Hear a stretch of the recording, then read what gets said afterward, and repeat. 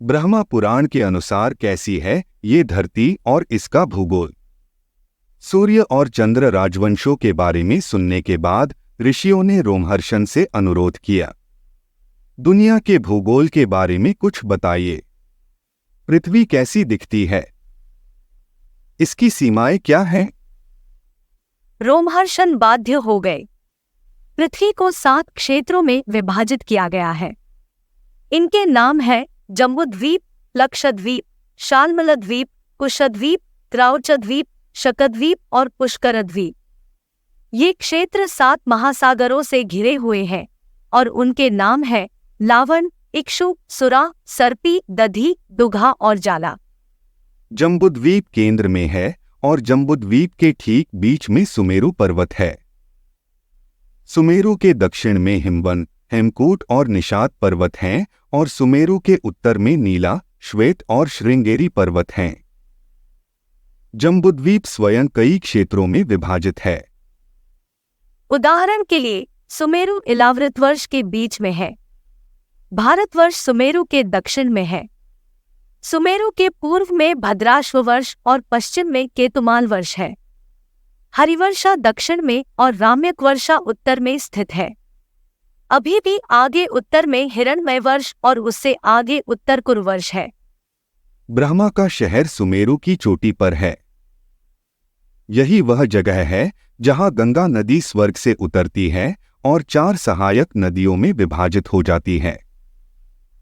सीता पूर्व की ओर, चाक्षु पश्चिम की ओर, भद्रा उत्तर की ओर और अलकानंद दक्षिण की ओर भारतवर्ष में बहती है।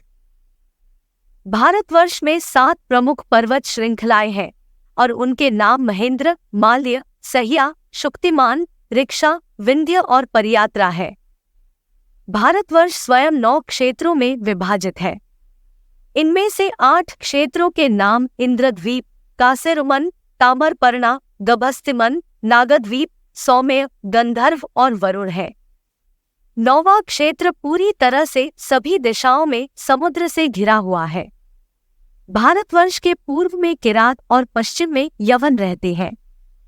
पृथ्वी के नीचे अधोलोक के 7 क्षेत्र स्थित हैं।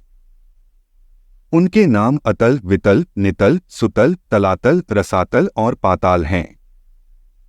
दैत्य, दानव और सांप, सर्प वहां रहते हैं। अधोलोक एक अद्भुत जगह है जो स्वर्ग से भी अधिक सुंदर है। ऋषि नारद एक बार अधोलोक की यात्रा पर गए थे और इसकी सुंदरता से मोहित हो गए थे। यह महलों और रत्नों से भरा हुआ है। सूर्य वहां उगता है लेकिन बहुत अधिक गर्मी का विकिरण नहीं करता है। चंद्रमा भी उगता है लेकिन इसकी किरणें बिल्कुल भी ठंडी नहीं होती है। जंगल सुंदर पेड़ों से भरे हुए हैं और तालाब कमल के फूलों से भरे हुए हैं। कोयल पक्षियों के गीत हर जगह सुनाई देते हैं।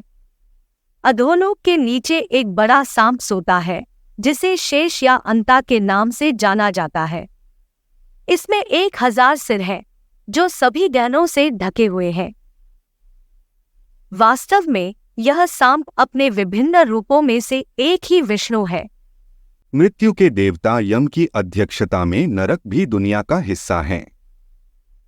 वे हथियारों, आग और जहर से भरे होते हैं और पापियों को दंडित करने के लिए वहां भेजा जाता है। झूठ बोलना, हत्या करना, गायों को मारना, शहरों को नष्ट करना, शराब पीना, ब्राह्मणों को मारना, चोरी करना, शराब या बाल बेचना, वेदों की आलोचना करना, बड़ों का अपमान करना, लाख या मांस बेचना, खगोल विज्ञान में छंटाई करना, नमक बेचना, अनावश्यक रूप से जंगलों को नष्ट करना, भेड़ या हिरण को मारना, धोखा देना और अपने ही बेटे के अधीन अध्ययन करना जैसे पापों को कई नरकों में से किसी एक को भेजकर दंडित किया जाता है। प्रत्येक पापी को एक सजा मिलती है जो उसके पाप की गंभीरता के अनुपात में होती है। बेशक अगर कोई अपने पाप के लिए तपस्या, प्रार्थना करता है तो उसे नरक जाने की आवश्यकता नहीं है। तपस्या का सबसे अच्छा रूप कृष्ण से प्रार्थना करना है। पृथ्वी या भूलोक आकाश के उन हिस्सों तक फैली हुई है जिन्हें सूर्य और चंद्रमा की किरणों से रोशन किया जा सकता है। वहां से सौर वृत्त तक के विस्तार को भुवनलोक के नाम से जाना जाता है और वहां पवित्र ऋषि रहते हैं। सौर वृत्त के ऊपर चंद्र वृत्त है और इसके आगे क्रमशः बुध, शुक्र, मंगल, बृहस्पति, शनि, महान नक्षत्र, सप्तर्षि और ध्रुव तारा के क्षेत्र आते हैं। सौर वृत्त से ध्रुवलोक तक के क्षेत्र को स्वर्ग के रूप में जाना जाता है। ध्रुवलोक से परे महालोक है और आगे जनलोक ब्रह्मा के पुत्र जनलोक में रहते हैं। जनलोक से परे तपलोक और सत्यलोक है। एक कल्प के अंत में भूलोक, भुवनलोक और स्वर्गलोक के सभी 3 लोक नष्ट हो जाते हैं, लेकिन महालोक, जनलोक, तपलोक और सत्यलोक के 4 लोक नष्ट नहीं होते।